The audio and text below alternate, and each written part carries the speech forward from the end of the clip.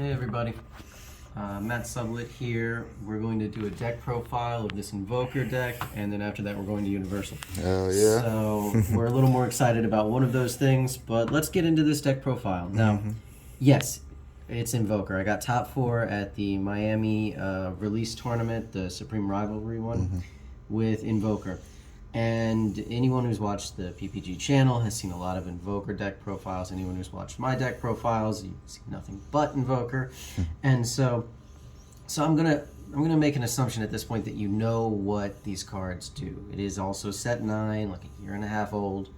And so instead of going into detail and saying my leader does this card does this, I'm gonna actually talk about the deck decisions a little bit more, some of the things that I noticed about the tournament as I went through, and try to fill the 10 minutes for ad revenue. Now, so I used the Invoker leader, and I started off with a bit of a crazy decision. I chose to play 52 cards instead of 50. And before you go to the comments and say, well, that's not optimal, and you want to draw a tournament of Power Arena and you're a bad player, which you can say all of those things if you really want, but I did that for a very important reason, and it's because this was the first tournament of a new format. I wanted to be able to test a whole bunch of different things, and so by playing 52 cards, not only did I get to test additional cards in my main deck, I got to test additional cards in the side deck because I had more cards in the main deck to take out. Okay? Yeah, that makes sense. Yep. All right. So at the start of the format, it's a little bit more wide, a little bit more unpredictable, right? So you add more cards to give you a little bit more of a spread, right? Yep, and especially with a deck like Invoker where you have to be able to predict. Yeah. You need to know what your opponent's decks do, and I didn't really take the time to read a lot of the new cards. It was just a safer bet. Now, also, as far as drawing Tournament of Power Arena on turn 1 goes, you have a 41% chance to do it anyway when you have 50 cards, and I think it's a 39.5 or so percent chance if you have 52 cards.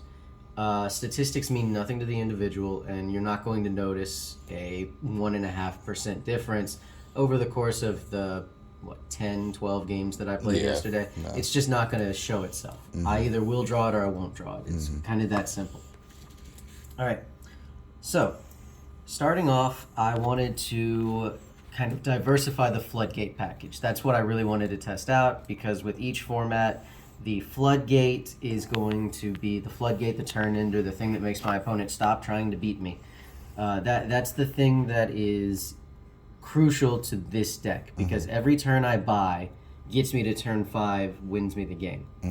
So looking at the format, it looked like a bunch of decks that were go wide, go small, with very few interactions, at least in their main deck. And so I figured that Topo was the best Floodgate or turn ender that you could use. And so I played 3 Topo.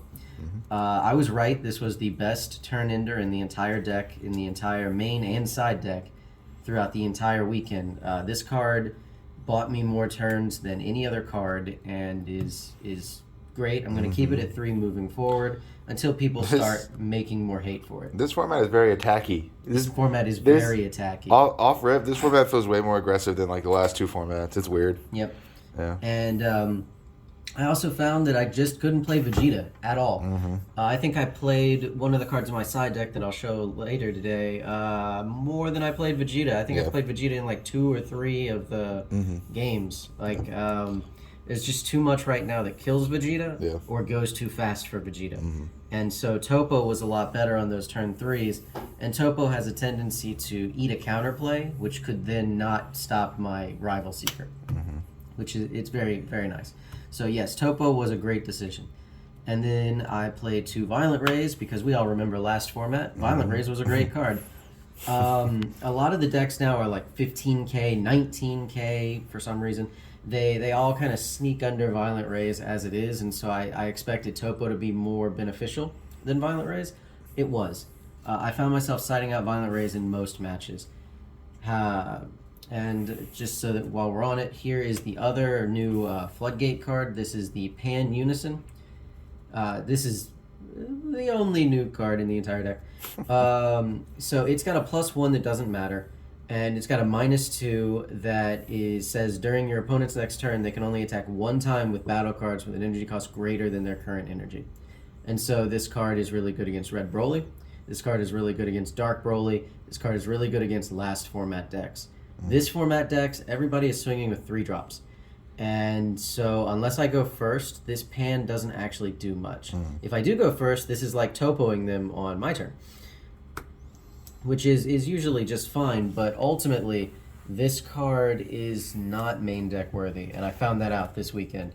That I would much rather main Violent Rays because it's a spell and a negate than I would main Pan because I can't combo with it. I don't want to charge it most of the time because it's not a multicolor, and I usually just have to awaken with it, but that's what Tournament of Power Arena is used for too. So moving forward, these will be the 2 cards that move to the side deck instead of the main deck. Yeah, I feel like all of the new decks, although they play a bunch of free stuff, they play it on curve. So like, King Vegeta plays a bunch of 3 costs on turn 2 and 3. Like it's okay. Like Pan's not really doing much against it. Yeah, Pan. I feel like Pan would have shined more had I gone against any Dark Broly's or Red Broly's, but I did not. Yeah. But that proves a point that this just shouldn't be in the main deck then. This should just be in the side deck. Yeah, good against Forgex, Dark Broly, and Red Broly, just older decks. Like. Yep. But by running these 2 cards, that means I had 2 dummy slots in my deck to side 2 extra cards each time and test out a few side deck cards that I was using. No. Alright, from there the deck gets quite standard, so we're going to go a little fast through this part. We got the 4 beerus super combos, don't use Zeno. We got the 4 rival seekers and the 3 6-drops. This is just the right ratio to use these in. If you go against any kind of slow, grindy deck, like the Mirror Match or like a hand destruction deck, then you need more than 2 of this card. You don't want this card to be a pseudo-secret rare. Sometimes it is a pseudo-secret rare. The match I lost against Mecha Frieza, my last 2 life, were in fact these 2 cards. And this one just wasn't coming out to play. And so that happens sometimes. You know, it's a card game. There's some RNG involved. But this is the proper ratio of Gokus and Gokus. Now, Vegeta, on the other hand, I play 4 of it. And the reason I do this instead of 3 is because there's no card in my deck I'd rather charge. There's no card in my deck I'd rather awaken with. And there's no card in my deck I'd rather play on turn 3 in a vacuum. And so I play 4 of it because this is great mana, this is great awaken fodder, and this is great card. Yep. But at the same time, I sided out the 4th copy a lot today because, again, I played against green that can kill it. I played against yellow that can null it with Final Flash. Red. I played against red, who put in Kaioken Son Goku just to kill this card. So I found myself just not relying on Vegeta a lot today. Yeah, it feels like every color outside of like maybe blue just has like a really easy answer to Vegeta. Blue and black. Yeah. And I didn't play against blue. I played against blue once, and Vegeta is a good card there. Yeah. And I played against black 0 times. Yeah. So, yeah. Moving forward, I might cut this down to 3 if I need the space, but ultimately, I'm pleased with the way the deck performed, except the stupid pan. Yeah. And so I'm just going to be removing this and keeping everything else the same. And Vegeta being at 4, again, just gives me another side deck card, but increases my deck's consistency game 1, which is very important. Game 1, would you say game 1's like the easiest game to win? Like you're pretty favored to win game 1, and then after sideboard is when people side in their hate? It's extremely matchup dependent, but yeah, game 1 is usually your best game, and then you go first game 3 and win. Yep. We play Apex, of course. Really? Well, I know, right? What? This is your win condition a lot of the times. People will side so heavily to stop Rival Seeker that you end up winning games 2 or 3 with Victory Strike. I found myself using Catastrophic Blow less and less games 2 and 3, and Apex more and more. Yeah, great card. If you don't have Apex, the second best secret rare is Kai, because it can buy you another turn, but you have to understand Kai's not going to win you the game, Apex will. If you don't have an alternate win condition, you just lose to a counterplay. And so that is a problem. And so while you can replace it with Kai, it's not recommended to play the deck without Apex. Imagine the budget option still being $500. Well, yeah, when the regular option is $2,000, that's 25% of the value. All right, so the regular good old Invoker spells, you warp them from the drop and get more. You want to max out on all of them so that your deck is as consistent as it can possibly be. In your opening mulligan, if you have Tournament of Power Arena and a blue energy, the next best thing to keep is a Catastrophic Blow, a Royal Condemnation, and/or Emperor's Deathbeam, so that you can ensure you get your leader effect at least once and potentially get that extra draw. Not really much to say about those, though. Then you have the flex slot spells. These are the spells that don't cycle and don't really do anything in the drop area except for the we're in this together. But they're so strong, it's more important to play these over things like Demonic Restraint, which draws you more cards like these do. You could argue that Demonic Restraint does just as much as Catastrophic Blow in the early game, but ultimately they're better cards to play, and so there's one, we're in this together. You don't need two of this anymore. It's good, it wipes the board, and that's very important now, but you have to play Vegeta to do that. And in the side deck, we're playing Kaioken, which is much better at wiping the board than Vegeta plus this, because then we don't have to tap out for it. 2 Sleepy Boy Technique, an amazing card. I love this card. It's Pot of Greed, Negate Attack, and Compulsory Evacuation Device. For 3 energy, that's completely fair. For 1 energy, it's stupid. Combination Attack, this card gets better or worse depending on the matchup. If you're playing against a deck that doesn't have barrier, that comes at you with like 5 drops or less, like King Cold, for example, you're never threatened by anything but a Unison or a Leader. Because they're battle cards, if they ever go in too far, you just put it away. And that's a very good card. It also costs 1 energy, essentially, if you don't have Invoker, and 0 energy if you do have Invoker because it untaps 1. And then finally, Instinctive Reprisal. This is a negate that your leader can get back that doesn't cost 3, which is very good.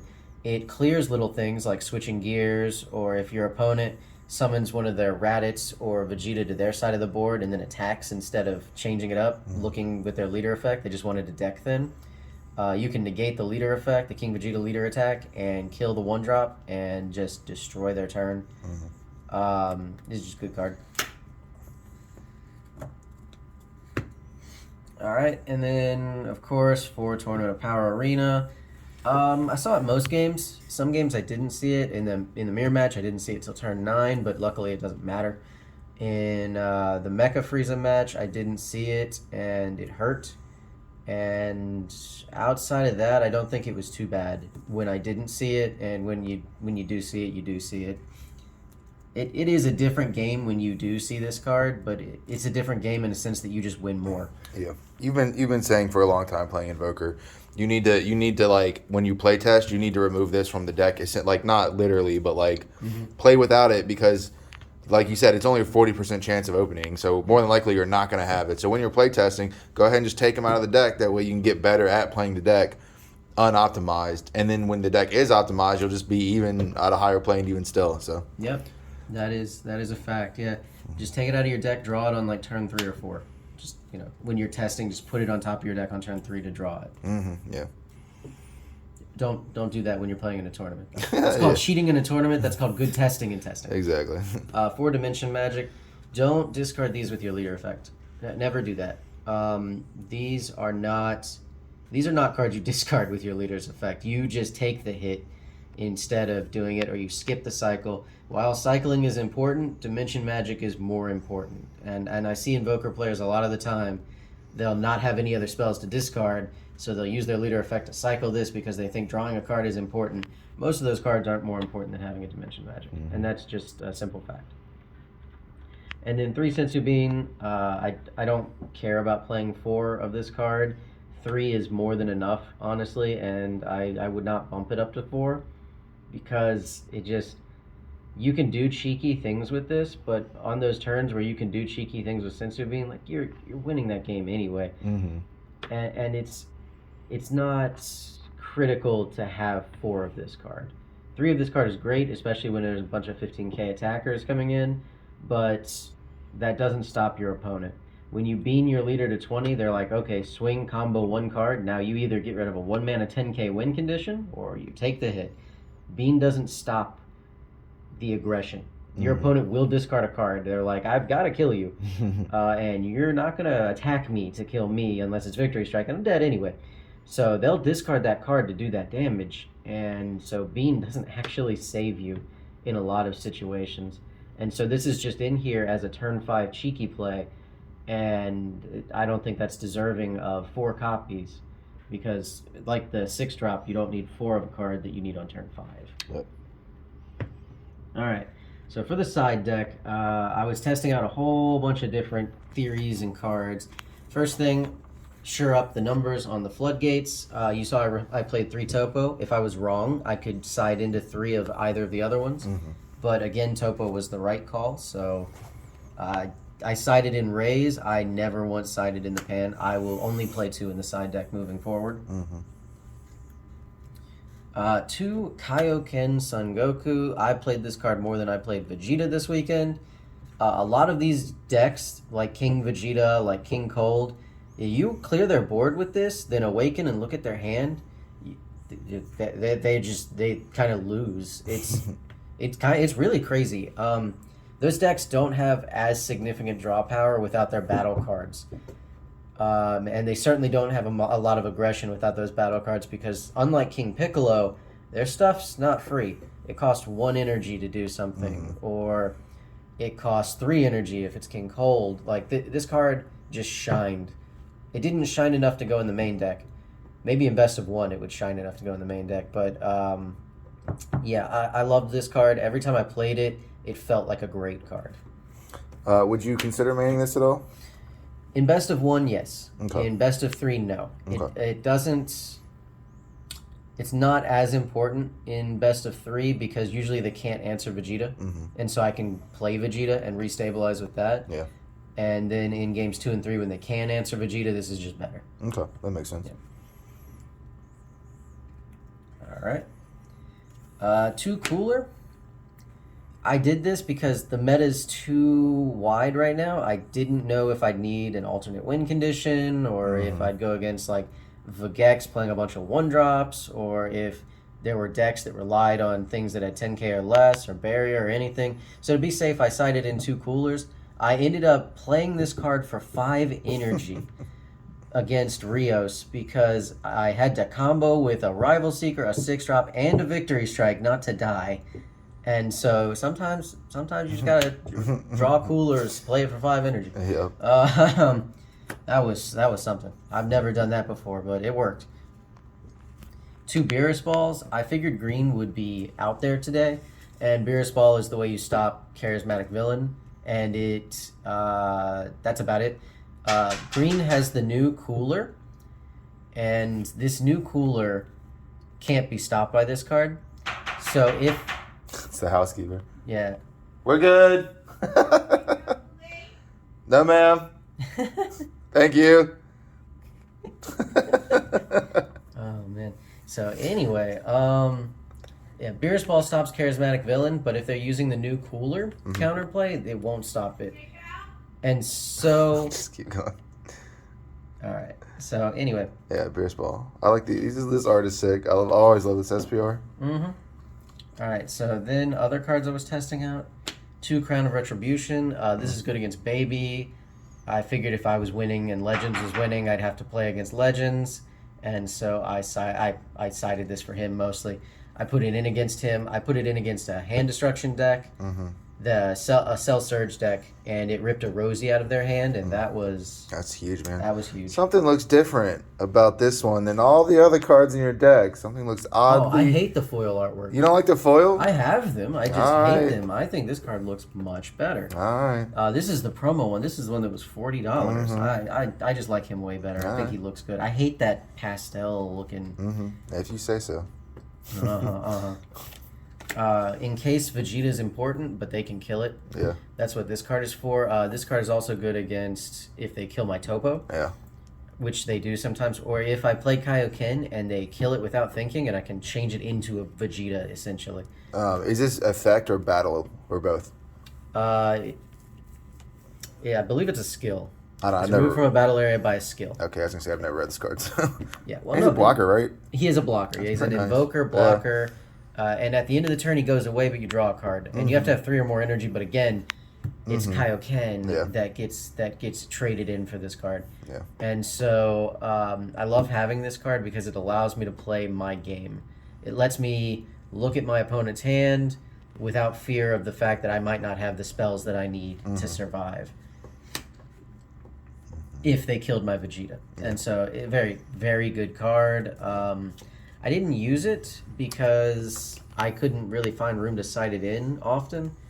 And I didn't play against any matchups where I felt like Vegeta was the most important card. If Vegeta's the most important card, then this has to come in. And you were main decking this in best of one, right? I was, and I loved it in best of one. Yeah. All right.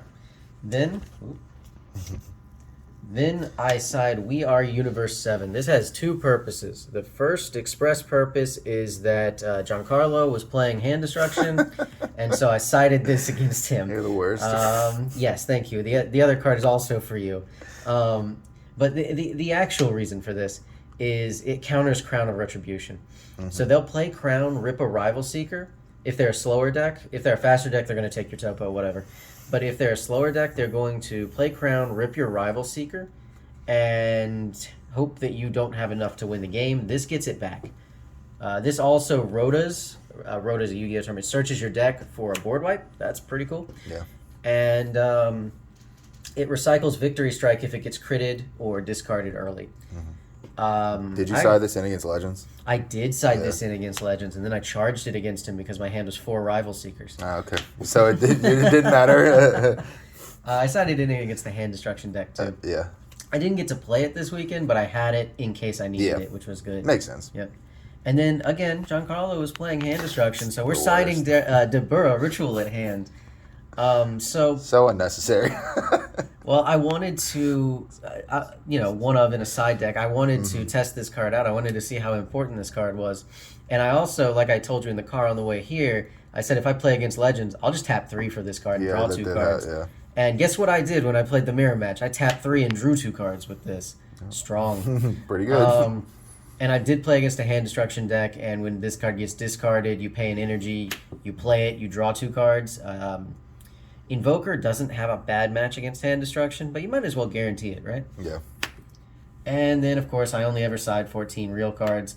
The 15th card is always Broly, the Rampaging Horror. I love this card. My favorite card. Yeah. Always on the board. Always in the sideboard. All right, man. Run me through some of your matchups that you played yesterday. Oh, let's see here. I played against Rios in round 1, which was King Cold. Oh, yeah. I thought that was super funny. I looked over and I saw you two playing. It was round 1, so you guys were like table 8 or whatever. And I was like, oh, look, it's the finals, and they're playing in round 1. Like, yes. King Cold was a cool deck. Yeah. I still don't think it's all that amazing, but it was better than I gave it credit for. Definitely not trash. Yeah. Let's see here. Round 2, I played against Blue Gohan on stream. He did take a game from me, but also had no idea what was going on at any moment in the game. I hadn't read those cards. It turns out if they get a bunch of skillless, it's kind of annoying. And they have an answer to Vegeta, which can be a problem. Round 3 was Mecha Frieza, the guy that got second place. He 2-0'd me.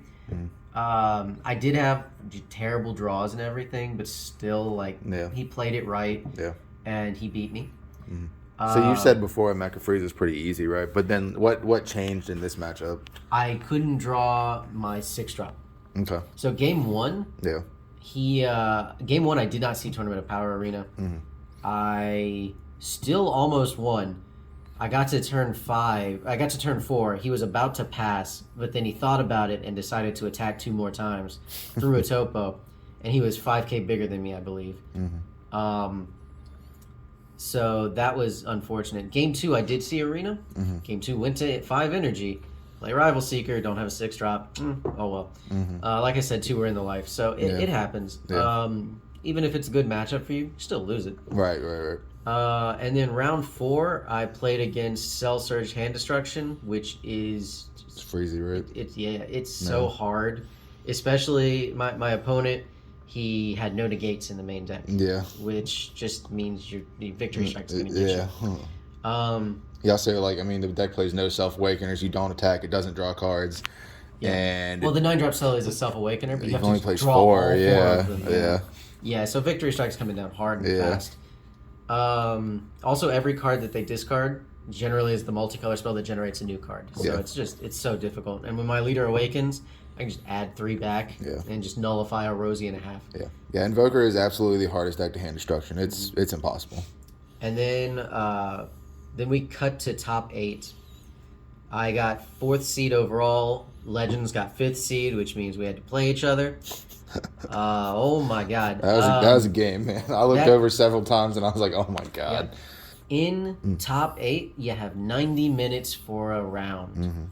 Our 2 games ended 86 minutes into that 90 minutes. I had 14 energy game 2 when I won after passing charge at least 8 times. Yeah. It was crazy slow and boring, and then you get to that last turn, and I ended up winning through 2 Royal Condemnations, playing just hard playing a 6-drop and a Rival Seeker and a Rival Seeker, awakening and taking him from 8 to 0. Game 1, I condemned his Apex 3 times.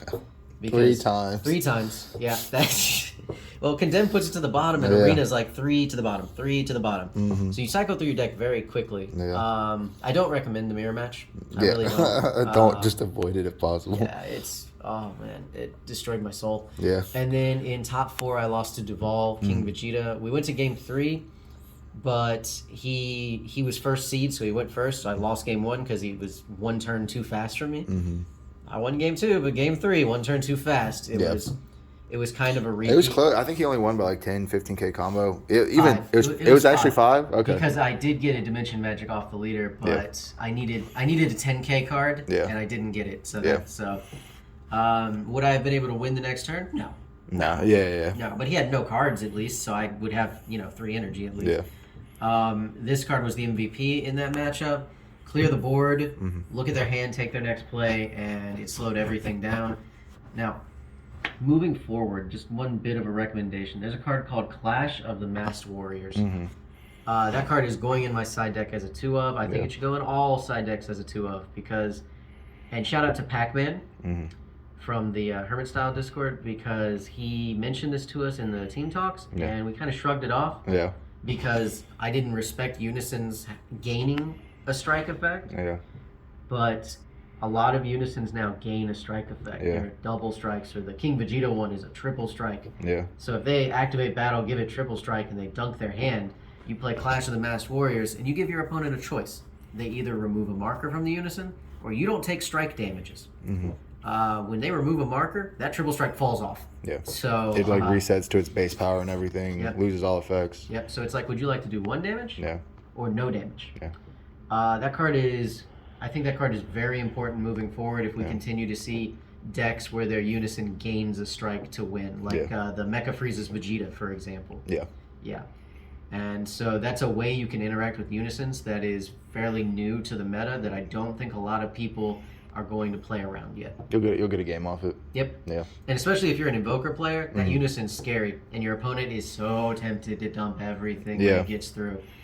And if they discard their hand to lose the game, that's fantastic. Yeah, because it just gives you a spread, right? You have Death Beam for a battle card, you have a Negate for a leader card, and you have that for a Unison card. So it gives you the biggest spread, right? Yep. Yeah. Yep. Combination attack, Clash of the Masked Warriors, Dimension Magic. You're not dying. Yeah, exactly. All right, man. Well, it sounds like we had a pretty good day yesterday. Absolutely. Shout out to PPG, as always. Check out the Patreon for more content. Check out the YouTube, team talks, all that good stuff. You got anything else you want to say? Thanks for the great tournament, PPG. Yep. And fun time. All right, y'all. Have a good one.